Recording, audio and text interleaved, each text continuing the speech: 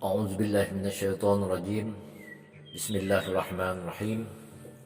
الحمد لله رب العالمين، والصلاة والسلام على حبيبنا وحبيب الله العالمين سيدنا ومولانا أبي القاسم المصطفى محمد وآله الطيبين الطاهرين وأصحابه الأخيار المنتجبين. وقال رب اشرح لي صدري ويسر لي أمري واحلل عقدة من لساني يفقهوا قولي. ربي زدني علما وارزقني فهما. Mahasiswa yang saya hormati dan saya muliakan, aqulu lakum jami'an, assalamualaikum warahmatullahi ta'ala wabarakatuh. Alhamdulillah, puji syukur kita kehadirat Allah subhanahu wa ta'ala atas limpahan karunia yang berlimpah, baik yang bisa dihitung maupun tidak bisa dihitung.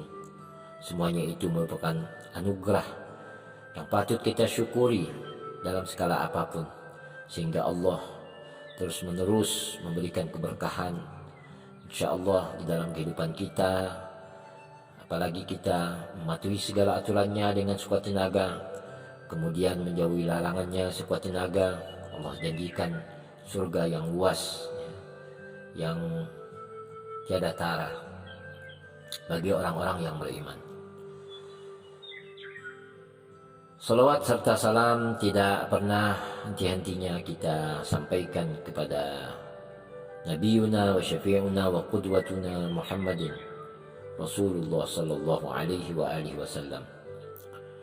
Allahumma salli ala Muhammad wa ali Muhammad. Allahumma salli ala Muhammad wa ala ali Muhammad. Allahumma salli ala Sayyidina Muhammad wa ala ali Sayyidina Muhammad. Semoga dengan salawat yang saya ucapkan tadi, dan mudah-mudahan Anda mengikutinya, kita sama-sama diberikan kemuliaan, kemudahan, kesehatan, kekayaan, jiwa, raga, ya, dan hati kita selalu hidup untuk terus taat kepada perintah Allah dan berusaha sekuat tenaga untuk menjauhi larangannya, dan itu semua kita lakukan semata-mata untuk mendapatkan ridha Allah Subhanahu wa taala. InsyaAllah, amin ya rabbal alamin.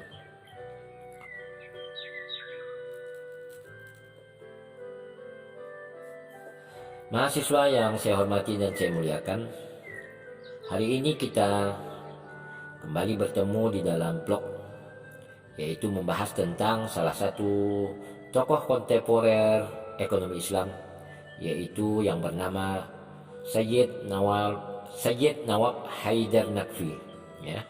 Sayyid Nawab Haidar Naqvi, tulisannya SYED, ya, Syed, ya, Sayyid itu Nawab Haidar Naqvi kalau dalam bahasa Arabnya itu. Nah, seperti biasanya sebelum kita mengkaji pemikiran seorang ekonom muslim, saya akan bacakan biografi, ya, tokoh ini. Beliau dilahirkan di Pakistan pada tahun 1935. Ia memperoleh pendidikan universitas di Amerika Serikat, mendapatkan master dari Universitas Yale, ya, 1961, dan PhD-nya dari Universitas Princeton 1966. Dari lembaga yang amat bergengsi tersebut, Naqvi lalu mengajar di sejumlah lembaga pendidikan tinggi dan riset tenar di Norwegia, Turki, dan Jerman Barat, sebelum akhirnya kembali ke Universitas Wadi Azam, Pakistan pada 1975. Nah, kelebihan akademiknya menyebabkannya ditunjuk di berbagai panitia formulasi kebijakan ekonomi di Pakistan maupun di luar negeri.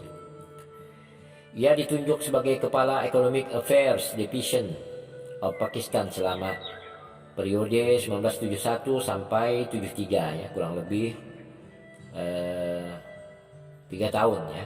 Pada tingkat internasional, Naqvi adalah konsultan untuk OECD, ya, tulisannya OECD, dari 1972 hingga 1975, dan Economic and Social Commission on Asia and Pacific, atau disingkat dengan ESCAP.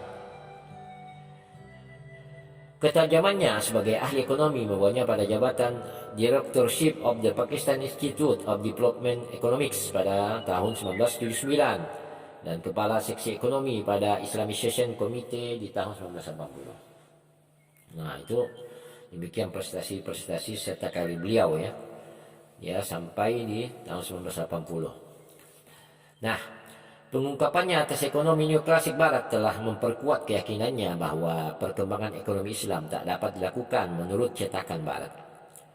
Karyanya yang orisinil dan amat memprovokasi pikiran, yakni Ethic and Economics, Ethic and Economic, and Islamic Synthesis, telah terbukti sebagai suatu perpisahan dari literatur ekonomi Islam yang telah ada. Pendekatan aksiomatiknya memperkaya pemikiran ekonomi Islam bersama dengan karyanya selanjutnya mengenai suku bunga, yaitu tahun 1984, dan reformasi ekonomi 1985. Naqvi terlibat secara langsung di dalam formulasi kebijakan ekonomi di Pakistan selama 20 tahun. Pemikiran dan karyanya yang senantiasa meratapi terjadinya eksploitasi oleh para tuan tanah yang feodalistik kapitalistik haruslah dipandang sebagai suatu reaksi atas kenyataan-kenyataan sosioekonomi yang terjadi di Pakistan. Naqvi secara luas mengutip dari Al-Quran dan secara terus-menerus menaruh perhatian kuat kepada ayat-ayat yang mengutuk eksploitasi pada kaum miskin. Seakan-akan ia menyuarakan jeritan para petani Pakistan. Tidak seperti 4 orang lain di dalam studi ini, dan lebih khusus lagi tidak seperti 2 penulis Muslim Syiah, Telerani dan Sadar. Naqvi tidak mengutip hadis maupun perkataan para imam Syiah dan hanya mengacu pada penafsirannya sendiri saja terhadap ayat-ayat Al-Quran. Perbedaan dan pendekatan metodologi dan pengutipan inilah yang menempatkan Naqvi ke dalam posisi unik di antara para ahli ekonomi Muslim kontemporer, dan ini pula lah yang memberinya kesempatan masuk dalam studi untuk dianalisis. Nah, ini menurut pendapat Aslam Hanif dari bukunya yang saya kutip, Pemikiran Ekonomi Islam Kontemporer, Analisis Komparatif Terpilih.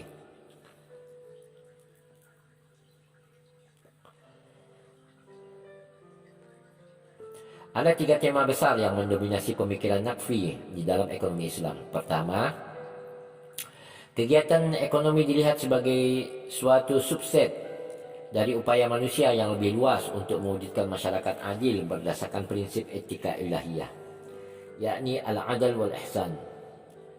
Menurut Naqvi, hal itu berarti bahwa etika harus secara eksplisit mendominasi ekonomi di dalam ekonomi Islam. Dan faktor etika inilah yang membedakan sistem ekonomi Islam dari sistem lainnya. Kedua, melalui prinsip al-adal wal ihsan, ekonomi Islam memerlukan suatu bias yang melekat di dalam kebijakan-kebijakan yang memihak kaum miskin dan mereka yang lemah secara ekonomis. Bias tersebut mencerminkan penekanan Islam terhadap keadilan yang ia terjemahkan sebagai egalitarianisme. Ini adalah salah satu butir penting yang seringkali ia tekankan dalam tulisannya. Kemudian tema ketiga adalah diperlukannya suatu peran utama negara dalam kegiatan ekonomi. Ini menurut Haidar Naqvi ya, sebagaimana yang dikaji oleh Aslam Hanif. Negara tidak hanya berperan sebagai regulator, artinya pembuat kebijakan, pembuat undang-undang ya. Kekuatan-kekuatan pasar dan penyedia kebutuhan dasar seperti yang terdapat di dalam pandangan Mannan dan Siddiqi, tapi juga sebagai partisipan aktif di dalam produksi dan distribusi, baik di pasar produk maupun faktor produksi. Demikian pula peran negara sebagai pengontrol sistem perbankan atau finansial. Ia melihat, Haidar Naqvi ya, ia melihat negara Islam sebagai perwujudan dan penjelmaan kepercayaan amanah Allah SWT, tatkala ia meletakkan negara sebagai penyedia, penopang, dan pendorong kegiatan ekonomi. Al-Quran dan Sunnah meletakkan panduan dan aturan yang luas yang mengatur perilaku manusia, yang disebut Naqvi sebagai prinsip pertama atas rujukan nilai. Ini Naqvi merujuk kepada Raymond Aron ya, Main Currents in Sociological Thought, cetakan kedua New York Anchor Book 1970. Saya ulangi lagi, Al-Quran dan Sunnah meletakkan panduan dan aturan yang luas yang mengatur perilaku manusia yang disebut nakfi sebagai prinsip pertama atau rujukan nilai-nilai yang berfungsi sebagai prinsip pengorganisasian, yakni alat untuk memilih, mengorganisasi, dan mengevaluasi pernyataan tertentu. Nakfi mengambil dari Al-Quran dan Sunnah aksioma-aksioma etika Islam yang menurutnya mewakili suatu sistem ekonomi Islam yang jelas dan masuk akal, konsisten secara internal, aktif baik secara ekonomis maupun sosial. Kelebihan pendekatan aksiomatik menurut Nakfi 1981 halaman 61 kemudian 71 adalah bahwa ia mampu secara selektif mencampur unsur-unsur ilmu ekonomi modern yang tidak bertentangan dengan filsafat ekonomi Islam, karena kita senantiasa merujuknya ke dalam rujukan nilai atau prinsip pertama kita. Dengan penuh semangat, Nakfi menolak setiap usaha untuk menjernihkan. Jadi menjernihkan di sini itu dalam tanda kutip ya, menjernihkan kapitalisme atau untuk membuat perubahan-perubahan yang bersifat kosmetik terhadap kerangka neoklasik dengan sinkretisme yang tidak diskriminatif, lalu menyebutnya ekonomi Islam. Tidaklah mungkin mengislamkan, dalam tanda kutip ya, tidaklah mungkin mengislamkan, ini maksud Nakfi, sistem ekonomi yang ada sekarang ini hanya dengan menambahkan unsur-unsur Islam atau menggunakan istilah Islam tanpa menjamin dipertahankannya sistem nilai yang membedakan keislaman suatu sistem. Nah, inilah yang membedakan pola pikir Sayyid Nawab Haidar Nakfi ini dibanding kedua tokoh yang saya sebutkan sebelumnya. Dia menolak ya paham untuk mengislamisasi ya, Islamkan sistem ekonomi yang ada ya, misalnya sistem ekonomi kapitalistik maupun lain sebagainya. Nah, baginya itu tidak mungkin mempertahankan sistem nilai yang membedakan keislaman suatu sistem ya. Nah, selanjutnya dalam membangun kerangka teoritisnya, Nakfi memandang bahwa teori haruslah berisi sejumlah minimal aksioma agar dapat dikelola secara operasional, harus konsisten secara internal, dan harus memiliki kekuatan prediktif, yakni cukup umum agar dapat menerangkan fenomena yang bermacam-macam. Ia menetapkan 4 aksioma yang menurutnya membentuk suatu himpunan rentang atau dalam Inggrisnya spanning set bagi aksioma-aksioma yang mendasari filsafat ekonomi Islam. Keempat aksioma tersebut adalah kesatuan, keseimbangan, kemauan bebas, dan tanggung jawab. Jadi aksioma yang dipakai oleh Nakfi dalam metode pemikiran ekonomi versi beliau ini adalah dengan memakai 4 aksioma ya, yaitu kesatuan, keseimbangan, kemauan bebas, dan tanggung jawab. Kalau dalam bahasa Inggrisnya unity, equilibrium, free will, and responsibility. Ini ditulisnya pada tahun 1981 halaman 41.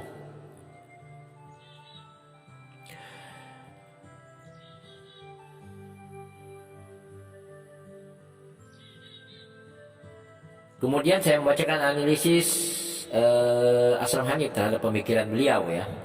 Jika suatu kerangka teoritis yang didasarkan pada pandangan dunia Islam yang dicerminkan oleh keempat aksioma di atas telah ditegakkan, maka segala instrumen kebijakan haruslah dioperasionalisasikan untuk mencapai tujuan-tujuan keadilan sosial, pendidikan universal, pertumbuhan ekonomi, penciptaan employment secara maksimal, dan perbaikan kualitas hidup. Meski Nakfi mengakui bahwa kesemua tujuan tersebut juga terdapat dalam sistem ekonomi yang lain, namun hal itu tidak membuat tujuan-tujuan itu jadi tidak memenuhi syarat untuk menjadi tujuan sistem ekonomi Islam pula. Jadi menurut Nakfi tujuan-tujuan yang disebutkan tadi, misalnya tujuan keadilan sosial, pendidikan universal, pertumbuhan ekonomi, penciptaan employment secara maksimal, dan perbaikan kualitas hidup, itu di dalam sistem ekonomi kapitalis dan ekonomi yang lain itu tidak tercapai ya.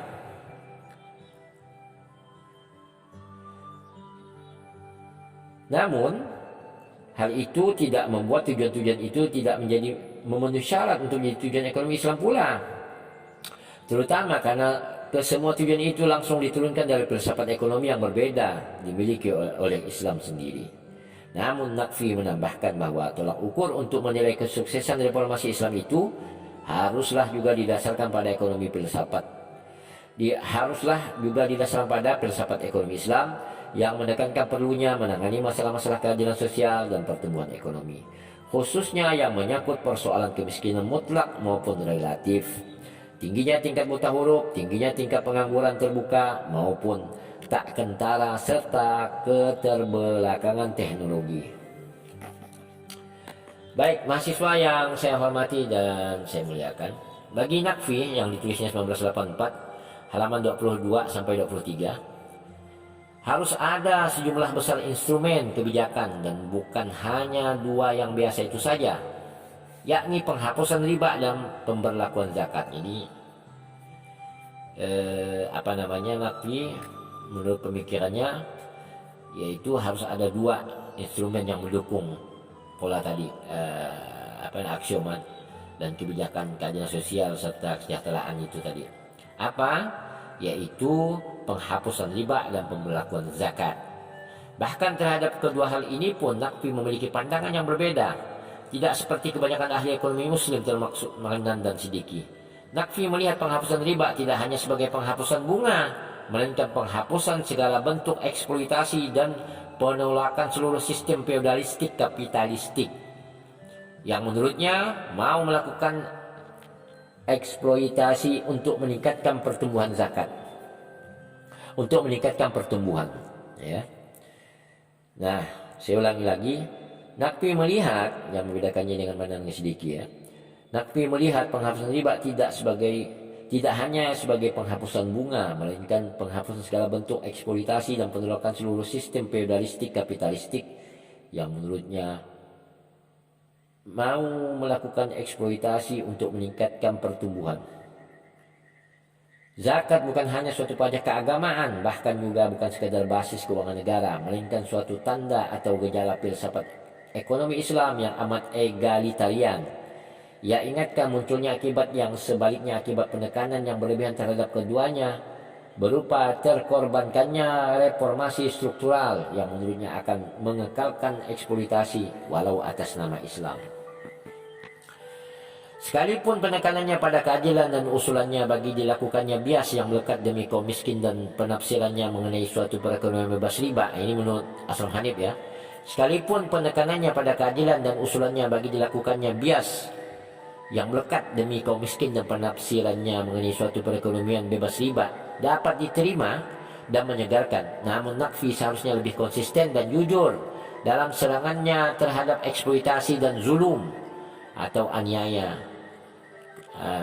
Zulum itu artinya dimaksudkan Aslam Hanif ini aniaya atau ketidakadilan, dengan cara tidak membatasinya hanya pada sistem feodalistik kapitalistik saja, seakan-akan tidak ada bentuk eksploitasi di dalam sistem sosialis masa kini.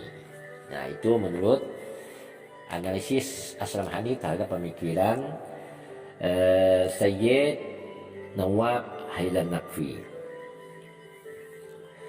Nah, selanjutnya saya akan bacakan apa itu aksioma etika Islami dan sistem ekonomi menurut Naqfi.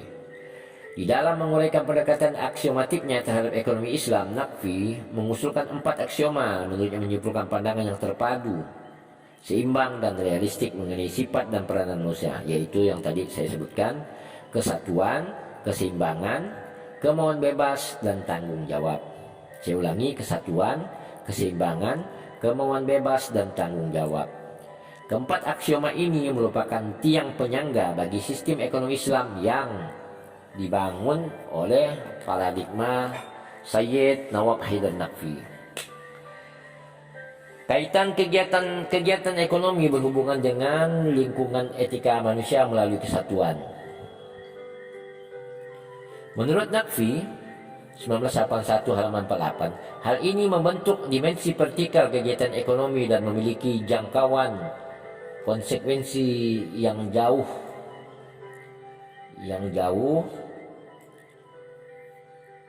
terhadap perilaku ekonomi. Karakter manusia ekonomi akan berubah sepenuhnya dan perilakunya memaksimumkan utility atau nilai guna akan dibatasi tidak hanya oleh visible constraint yang biasa itu, melainkan juga oleh allowability constraint Islam. Jadi maksudnya karakter manusia ekonomi akan berubah sepenuhnya dan perilakunya memaksimumkan nilai guna akan dibatasi tidak hanya oleh visible constraint dalam tanda kutip yang biasa itu, melainkan juga oleh allowability constraint Islam. Tentu saja hal ini mempengaruhi konsep rationality individu yang bersangkutan. Sekalipun manusia itu secara naluri memiliki sifat menyayangi diri sendiri, namun sebagai khalifatullah subhanahu wa ta'ala di muka bumi, khalifah Allah subhanahu wa ta'ala di muka bumi, dan dalam rangka menyadari karakter ketuhanan yang ada dalam dirinya, manusia dibekali dengan akal atau intelektual, kemauan bebas, dan petunjuk untuk menegakkan al-adl atau keadilan. Tidak seharusnya manusia hanya memikirkan dirinya sendiri saja, melainkan sesuai dengan aksioma tanggung jawab, ia harus menyadari tujuan-tujuan sosial pula. Tidak seperti Manan dan Siddiqi yang jelas-jelas menganggap adanya Islamic man yang ideal di dalam analisis mereka.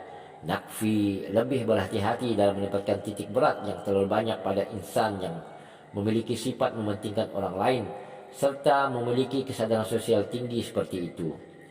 Meski ia berbicara mengenai tipe perilaku yang ideal, yakni berupa komitmennya terhadap perwujudan al-adl atau keadilan, Naqfi dalam tulisannya tahun 1983 halaman 32 menyatakan bahwa sebagai agama, Islam itu terlalu realistik untuk mengabaikan bahwa manusia itu pada dasarnya egoistik. Titik 3, namun perilaku semacam itu tidak dibenarkan dan amat tidak dipuji. Itulah sebabnya penekanan Naqfi pada peranan negara jauh lebih banyak daripada yang dilakukan oleh Manan dan Siddiqi dalam pemikirannya. Jika Manan dan Siddiqi yang sedikit kurang daripadanya menganggap adanya Islamic man, Naqfi tidak jelas mengenal keberadaan Islamic man itu. Nah, selanjutnya saya akan bacakan apa aksioma keseimbangan menurut Naqfi. Menurut Naqfi, aksioma keseimbangan mewakili dimensi horizontal Islam. Keadilan harus tegakkan di semua segi kehidupan sosial melalui komitmen dan upaya, yakni melalui jihad atau berjuang keras. Hal itu merupakan penyatuan komitmen moral di antara para individu di dalam masyarakat untuk mewujudkan suatu keseimbangan dalam seluruh aspek kehidupan mereka.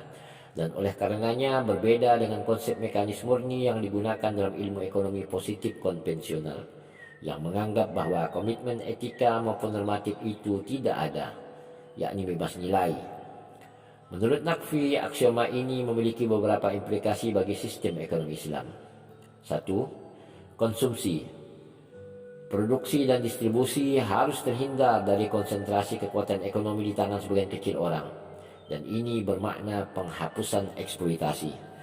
Perusahaan negara yang mampu menahan masalah-masalah tersebut dapat menjadi perlu secara ekonomis baik dipandang dengan kacamata efisiensi maupun kesejahteraan. Yang kedua, keadaan perekonomian yang tidak konsisten dengan distribusi pendapatan dan kekayaan yang dinilai secara Islam dalam tanda kutip terbaik akan disingkirkan. Idealnya menurut Naqfi, distribusi yang terbaik itu adalah absolute income equality, yang merupakan suatu posisi yang ditolak oleh kebanyakan ahli ekonomi Islam.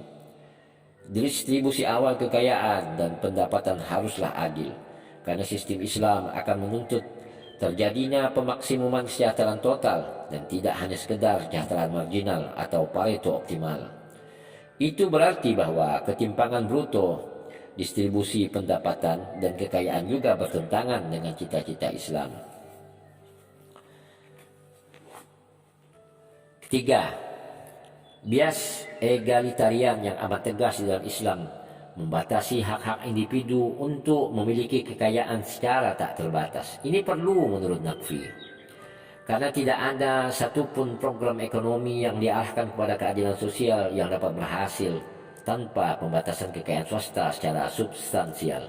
Sebaiknya hak memiliki kekayaan itu didasarkan pada konsep perwalian atau trusteeship. Oleh karena itu, sekalipun hak memiliki kekayaan oleh swasta itu diakui, namun juga dibatasi supaya ada jalan bagi kepemilikan kolektif dan umum. Sejalan dengan prinsip manusia secara keseluruhan adalah kepercayaan atau khalifah Allah Subhanahu wa taala. Kemauan bebas dan kebebasan manusia dipandang sebagai basis bagi semua kegiatan sosioekonomi. Menurut Naqfi, konsep perwalian itu menunjukkan adanya pembatasan dan pada kebebasan individual di dalam Islam. Sekalipun kemauan bebas dan kebebasan individual itu harus dijamin, namun hanya dapat dicapai dengan tindakan sengaja untuk membebaskan tanggung jawab sosial seseorang untuk menolong kaum miskin di dalam masyarakat. Penerimaan terhadap terbatasnya kebebasan individual seperti itu akan mengarah pada altruisme atau sikap mementingkan orang lain dan merupakan promosi bagi al-adl atau keadilan dibanding dengan sistem laissez-faire.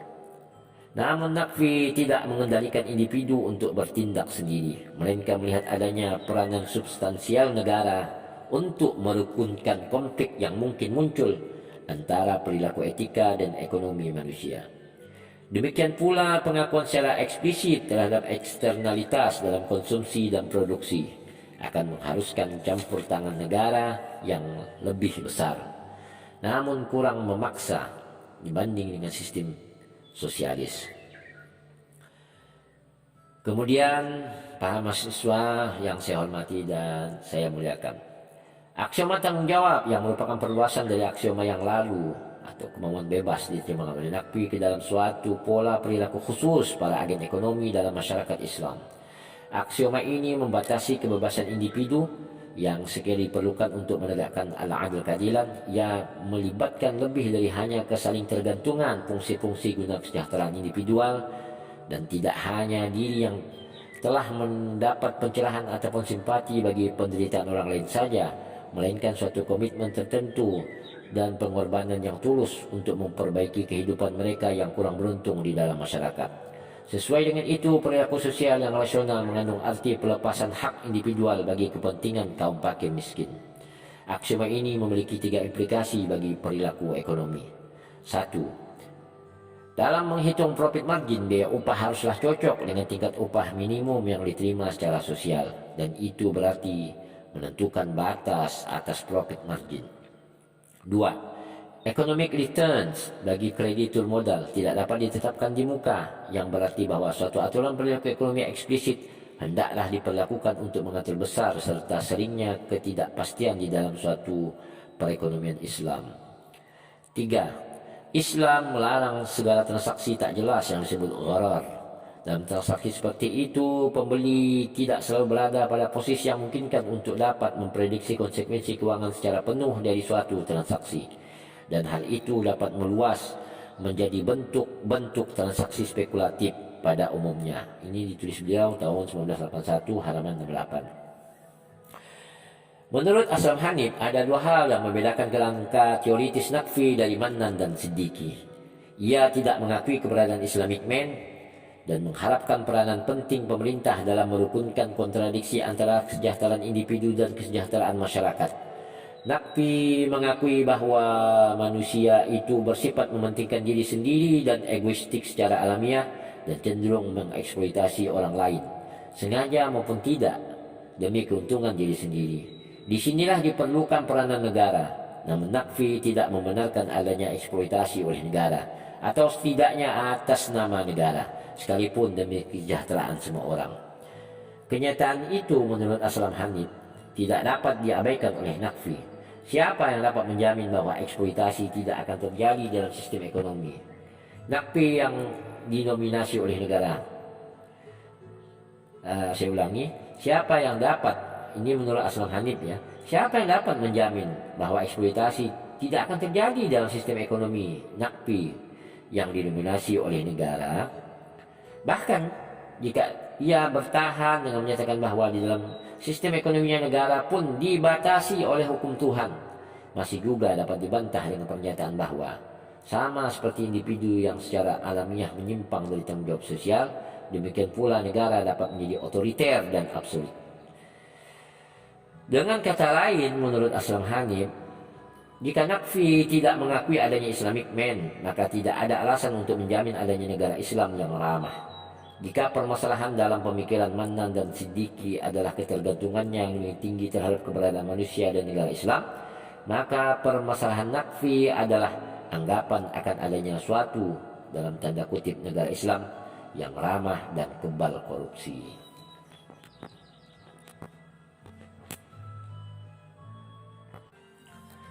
Baik, saya lanjutkan. Para mahasiswa yang saya hormati dan saya muliakan, saya akan bacakan ciri-ciri sistem ekonomi Islam perspektif Sayyid Nawab Haidar Naqfi. Ada tiga ya,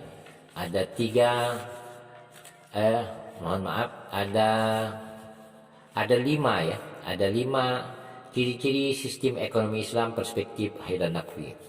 Yang pertama, hubungan harta. Kemudian yang kedua, sistem insentif. Yang ketiga, alokasi sumber dan pembuatan keputusan negara. Yang keempat, jaminan sosial dan program anti kemiskinan. Yang kelima, penghapusan riba dan implementasi zakat. Nah, saya akan bahas secara singkat ya, apa ciri-ciri ekonomi Islam menurut Sayyid Nawab Haidar Naqfi tadi di dalam 5 subtema. Yang pertama, hubungan harta. Menurut Haidar Naqfi, tidak seperti kepemilikan di dalam kapitalisme yang mutlak dan tidak terbatas, ataupun seperti kepemilikan sosial sepenuhnya di dalam sosialisme. Islam membawa konsep perwalian atau trusteeship. Oleh karena pemilik mutlak semua kekayaan adalah Allah Subhanahu wa taala, maka hak untuk memiliki sesuatu sekalipun diakui amatlah terbatas. Karena di dalam perspektif Islam, kebebasan manusia untuk memiliki kekayaan hanyalah relatif saja terhadap kebutuhan masyarakat. Naqfi kemudian mengutip aturan hukum yang biasa dikutip orang, yakni bahwa sumber daya umum tertentu tidak boleh dimiliki secara pribadi dan bahwa tanah dapat disita jika tidak dimanfaatkan. Untuk mendukung pandangannya mengenai hak kepemilikan swasta yang amat terbatas, namun kita jumpai pula Mannan dan Siddiqi mengutip aturan yang sama untuk menunjukkan bahwa berbagai macam kepemilikan itu diakui dalam Islam, tidak untuk mendukung kepemilikan swasta yang amat terbatas itu. Ini analisis Aslam Hanif terhadap pemikiran hubungan harta menurut Haidar Naqfi. Menurut Naqfi, dorongan untuk mendistribusikan kekayaan secara lebih luas, terutama kepada kaum miskin, mereka yang amat memerlukan dan yang tertindas, terlihat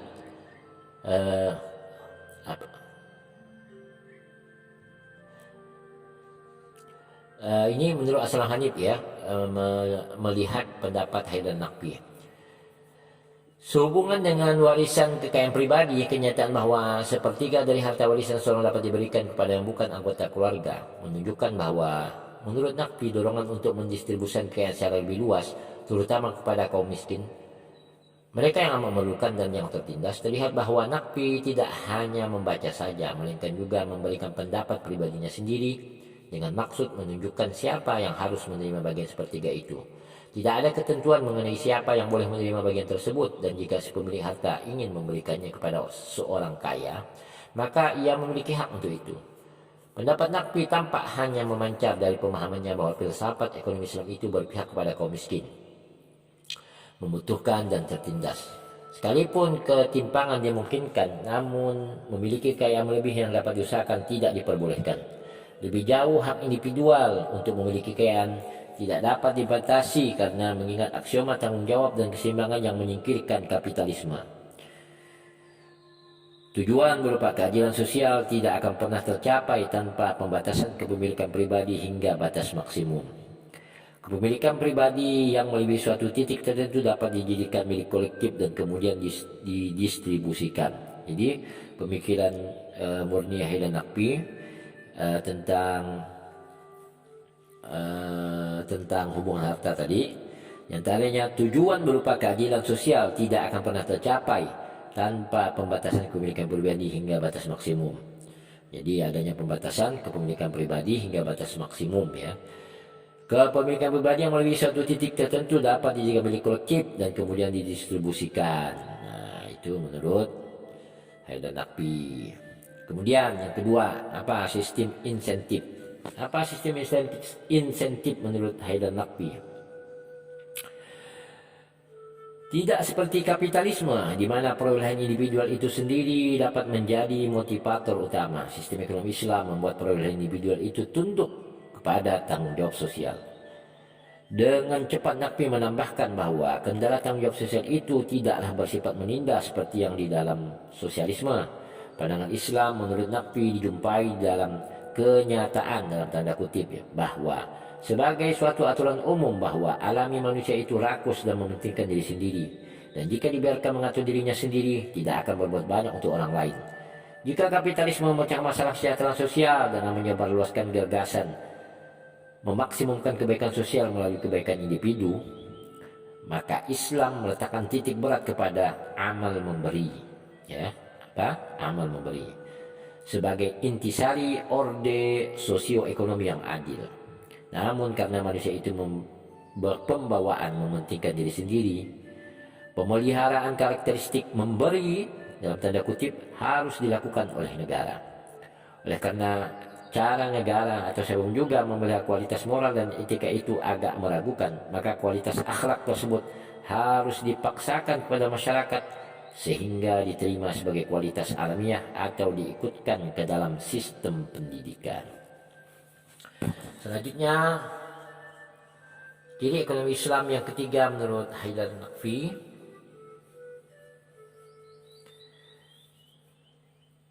bahwa beliau itu tidak begitu mempercayai sistem pasar untuk menetapkan alokasi sumber daya.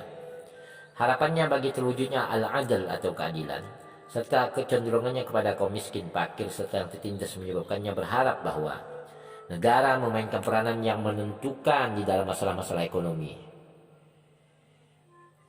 Menurut Haidar Nakfi, peranan negara yang besar namun tidak sembarangan dan tidak pula menindas di dalam perekonomian Islam secara logis berasal dari pengakuan Islam yang eksplisit terhadap batas yang akan secara sukarela dilakukan oleh individu untuk perbaikan masyarakat. Ini tulisnya tahun 1984 halaman 12.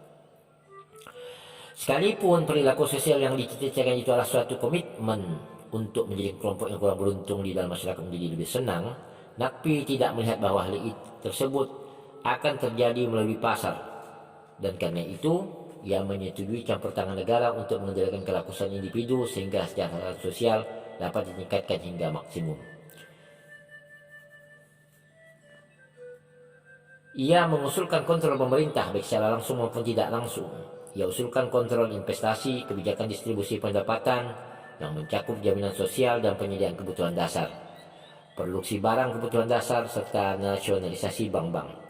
Kontrol tak langsung mencakup peran kebijakan fiskal yang amat penting, kebijakan moneter yang kurang penting, serta kebijakan pajak dan pengeluaran pemerintah. Ia lebih menyukai kontrol langsung, dan dalam nasionalisasi bank-bank, ia tambahkan juga perlunya menasionalisasi segala sesuatu atau sebagian besar industri barang modal, serta pendirian koperasi untuk menggantikan persaingan. Peranan yang diberikannya kepada negara dan penekanannya yang berulang bahwa free enterprise system itu berlawanan dengan semangat etika Islam telah menempatkan Nakfi di bagian tanda kutip quote and quote kiri dari skala kapitalisme ataupun sosialisme. Jika skala seperti itu memang bermakna jika negara mengontrol sektor keuangan, upah produksi dan barang-barang modal serta secara umum mengontrol proses pembuatan keputusan, maka kita bicarakan itu adalah perekonomian yang dilakukan oleh negara, state run ekonomi. Namun Nakfi tentu akan menolaknya dan akan bertahan dengan menyatakan bahwa itu semua adalah perwujudan filsafat ekonomi Islam, dan karenanya para ahli ekonomi Muslim tidaklah seharusnya mengorbankan kebenaran hanya karena tidak ingin disebut sosialis. Pandangan ini juga merupakan perbedaan utamanya dengan Mannan dan Siddiqi. Ini menurut analisis Ashraf Hanif. Nah, kemudian yang keempat, jaminan sosial dan program anti kemiskinan. Bagaimana pandangan Haidar Nakfi terhadap subtema yang keempat ini, yaitu jaminan sosial dan program anti kemiskinan.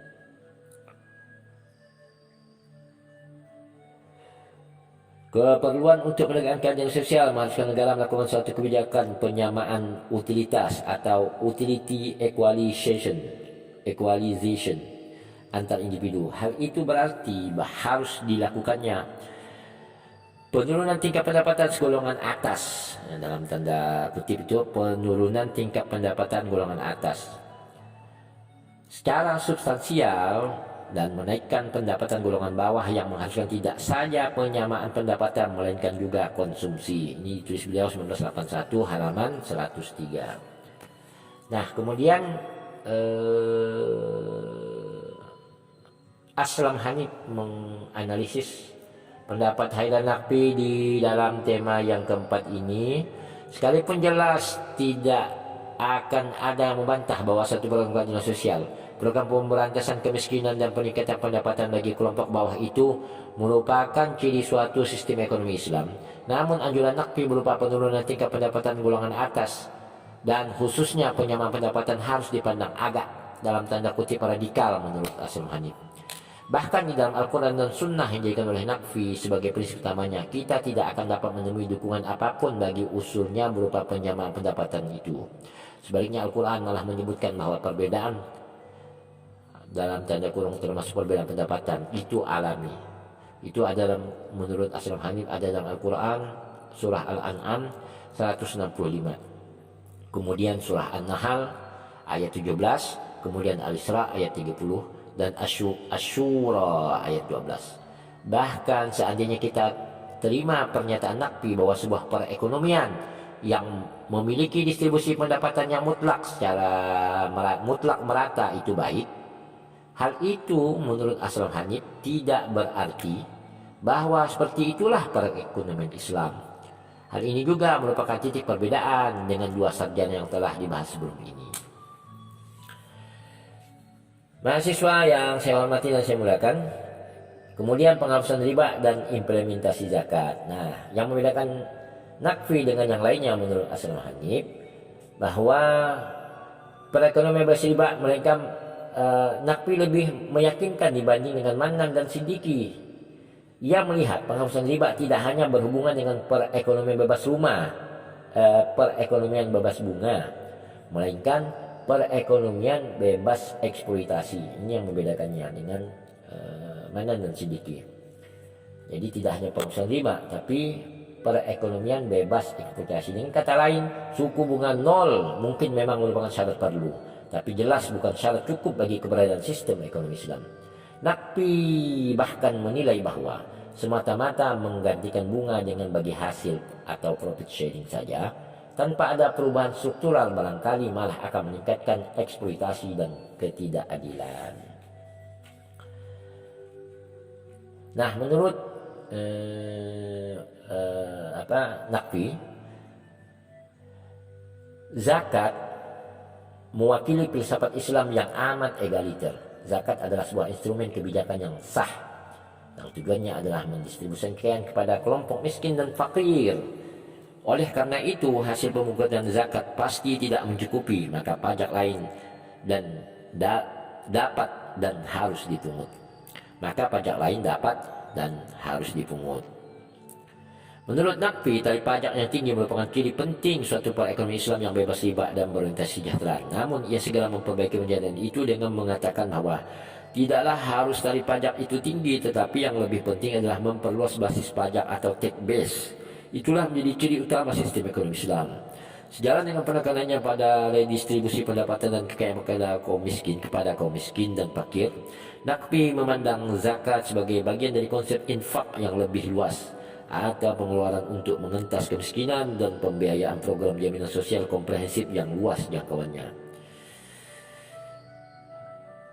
Kemudian Aslam Hanif menganalisis pendapat Naqvi tersebut mengenai riba memang lebih meyakinkan daripada Manan dan Siddiqi. Namun pandangannya mengenai perlunya mempertahankan bentuk tertentu fixed return dalam suatu perekonomian Islam pasti tidak akan diterima oleh sebagian besar sarjana dan ahli hukum Muslim. Mahasiswa yang saya hormati dan saya muliakan, selanjutnya saya akan bacakan tema besar. Ya, seperti biasanya kita akan melihat bagaimana perbedaan konsep pemikiran ekonomi muslim terkait distribusi dan produksi. Menurut Naqfi,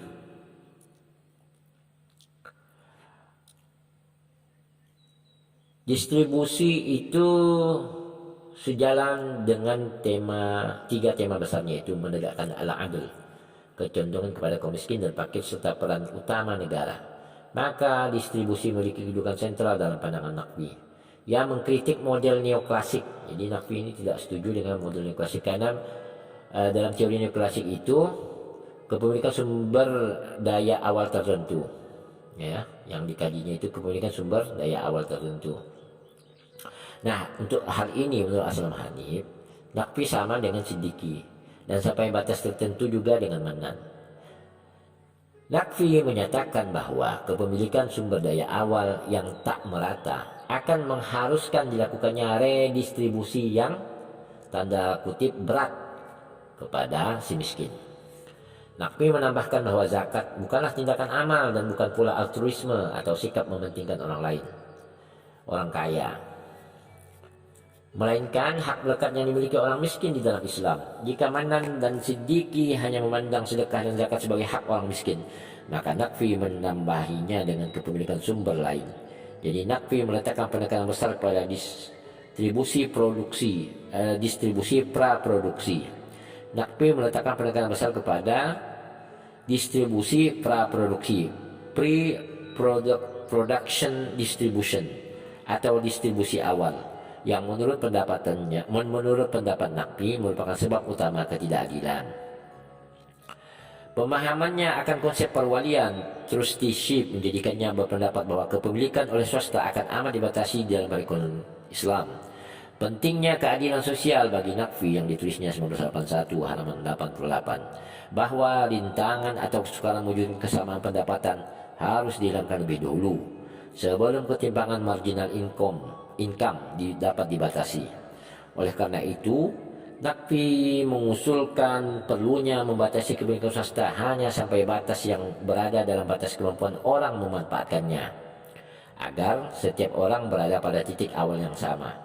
Namun ia menambahkan bahwa walaupun negara harus mengumpulkan dan kemudian meredistribusikan kelebihan dari kekayaan awal, ia dimiliki oleh masyarakat atau umat secara keseluruhan, bukan oleh negara. Ini tulisnya 1981 halaman 101.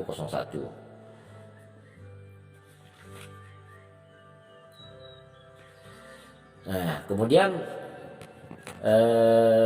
lanjutan dari pendapat Naqfi tadi,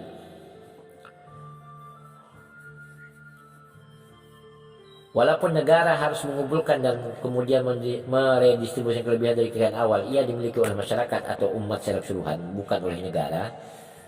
Mengakui namun membatasi jumlah kepemilikan oleh swasta hingga batas minimum yang dapat diterima secara sosial dan kemudian memperluas kepemilikan pada masyarakat sebagai suatu keseluruhan adalah ciri yang amat penting menurut Naqfi.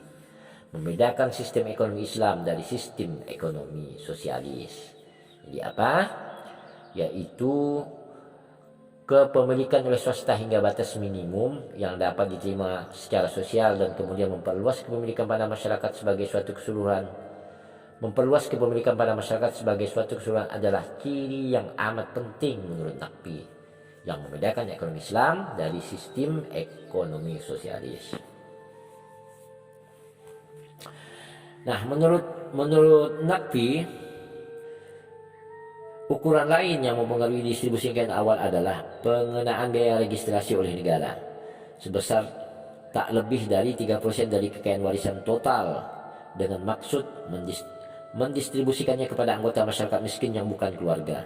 Ia juga menyukai land reform yang memberikan hak memiliki kepada tuan tanah atau dalam istilah asingnya tenant, dan mereka yang menurunkan jumlah kepemilikan keluarganya. Nah, menurut Aslam Hanif, sesudah ketimpangan distribusi kekayaan awal itu dikoreksi, Naqfi di tulisannya 1981 membolehkan terjadinya perbedaan penerimaan yang berasal dari ketimpangan pembawaan lahir. Namun kelihatannya ia lebih menyukai masyarakat dengan distribusi pendapatan yang merata.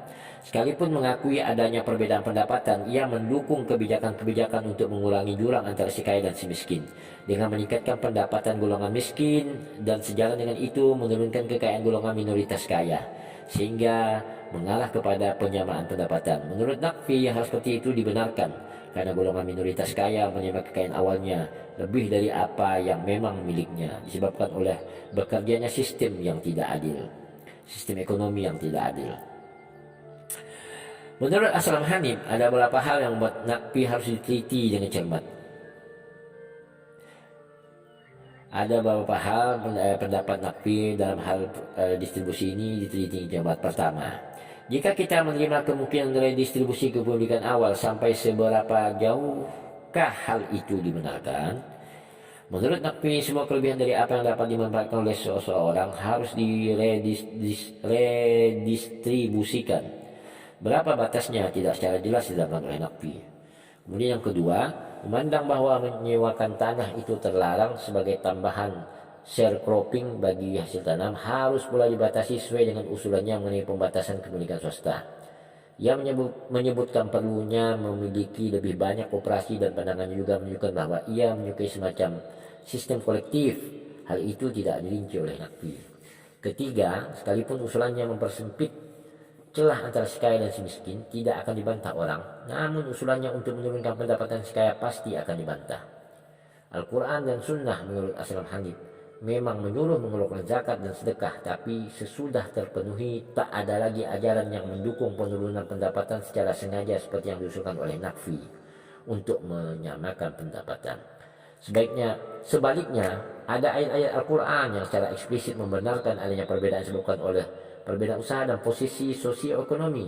Namun Naqvi tidak setuju adanya kelas sosioekonomi dalam sistem ekonomi Islam dan menyatakan bahwa perbedaan dalam kepemilikan awal dan hingga batas tertentu perbedaan pendapatan terjadi karena adanya ketidakadilan awal yang melekat di dalam sistem ekonomi. Namun jika seseorang memiliki atau mendapatkan kekayaan yang secara sah, baik karena bekerja maupun karena warisan, dan bahkan seandainya kekayaan itu sedemikian besarnya, tidakkah mengambil kekayaan itu darinya akan berlawanan dengan keadilan? Naqvi tidak akan setuju karena ia memulai analisisnya dengan asumsi bahwa konsep perwalian itu menunjukkan adanya hak kepemilikan swasta yang amat terbatas, yakni sesuatu yang ditolak oleh sebagian besar ahli ekonomi dan ahli hukum muslim. Selanjutnya saya akan bacakan bagaimana konsep produksi dalam sistem ekonomi Islam perspektif Sayyid Nawab Haidar Naqvi. Menurut Aslam Hanif, Naqvi tidak banyak membahas produksi. Pandangannya terutama sekali hanya membahas struktur dan komposisi produksi dalam suatu perekonomian Islam. Ada 4 hal yang ia tunjuk. Jadi menurut Aslam Hanif, Naqvi tidak banyak membahas produksi, tapi dia pernah sekali membahas struktur dan komposisi produksi, ya. Struktur dan komposisi produksi dalam suatu perekonomian Islam. Ada 4 hal yang ia tunjuk dalam konteks ini. 1, kebutuhan untuk menegakkan al-adl, yaitu keadilan antara upah dan laba akan menentukan batas atas laba maksimum. Pernyataan ini berarti bahwa ada beberapa tingkat laba maksimum dan amat membingungkan. Ia tidak mempersoalkan penggunaan aturan maksimisasi ini menurut Aslam Hanif terhadap pemikiran Naqvi tentang produksi. Ia tidak mempersoalkan penggunaan aturan maksimisasi, yakni marginal cost sama dengan marginal revenue. Asal saja tingkat laba itu dijaga pada tingkat yang sesuai dengan norma keadilan Islam. Seperti apakah norma itu? Tidak ia jelaskan menurut Aslam Hanif. Naqvi tidak menjelaskan. Namun, pembatasan laba itu nantinya akan mengubah motivasi dan konsep rasionalitas produsen. Hal ini secara implisit menolak kriteria efisiensi seperti yang dipahami dalam teori ekonomi mainstream. Yang kedua, jika laba yang berlebihan ditiadakan, maka struktur pasar seperti monopoli dan oligopoli juga akan tersingkirkan.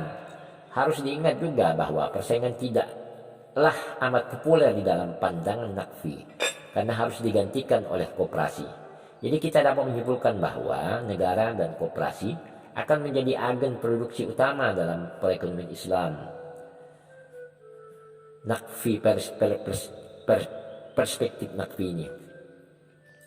Jadi negara dan koperasi ya. Sekalipun orang dapat juga berdalih bahwa koperasi negeri akan sama saja dengan monopoli. Nah, yang ketiga, proporsi barang-barang publik seperti rumah sakit, sekolah, dan utilitas publik lainnya di dalam GNP akan lebih besar dibanding barang-barang swasta di dalam perekonomian Islam daripada di dalam sistem kapitalis. Kenaikan perbandingan ini tidak ditentukan oleh pasar, melainkan oleh proses politik. Yang keempat, bahkan dalam masalah barang-barang swasta, keranjang konsumsi tidak akan dipenuhi oleh barang-barang mewah, melainkan akan amat dipenuhi oleh barang-barang kebutuhan dasar. Dan tentu saja tidak akan ada barang haram yang diproduksi.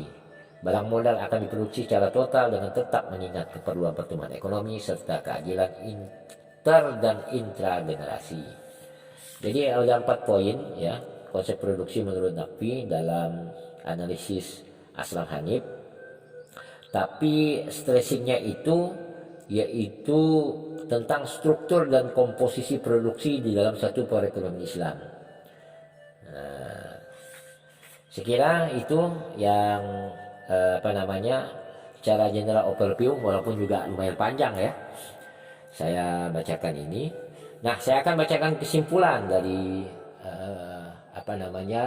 general overview pandangan Sayyid Nawab Haidar Nakfi dalam ekonomi Islam.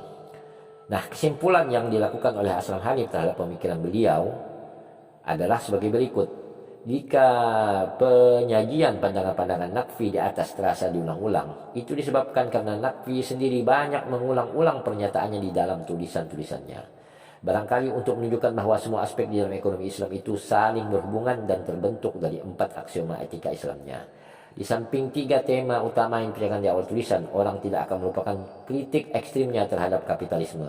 Nyatanya menurut Nakfi yang ditulisnya 1984 halaman 53, tujuan utama reformasi Islam hendaknya adalah mengubah struktur dasar perekonomian feodalistik kapitalistik sekarang ini. Orang dapat mengatakan bahwa kecenderungannya untuk melawan kapitalisme adalah reaksinya terhadap situasi di Pakistan. Jika orang ingin membantah atau menolak sebagian dari pandangan Nakfi, itu bukan karena pandangan tersebut menyerupai sosialisme, melainkan karena secara sah dapat dibantah dari perspektif Islam, khususnya pandangannya mengenai kesamaan pendapatan. Baiklah, nanti saya akan paparkan ya diagram ringkasan pemikiran-pemikiran beliau di dalam vlog saya, insyaallah. Nah, demikianlah kajian kita terhadap ekonomi Muslim kontemporer, yaitu Sayyid Nawab Haidar Nakfi. Para mahasiswa yang saya hormati dan saya muliakan, mudah-mudahan general overview atau pembacaan tentang keseluruhan pemikiran secara overview ya Sayyid Nawab Haidar Nakfi di dalam pandangan atau analisa Aslam Hanif ini dapat dipahami, dan mudah-mudahan ini juga dapat menambah khazanah keilmuan kita, khususnya dalam melihat bagaimana pemikiran kontemporer ekonomi Muslim terkait dengan pemikiran mereka ya, khususnya di dalam membawa embrio-embrio ekonomi Islam berdasarkan pemahaman-pemahaman mereka. Sekian, mudah-mudahan ada manfaatnya.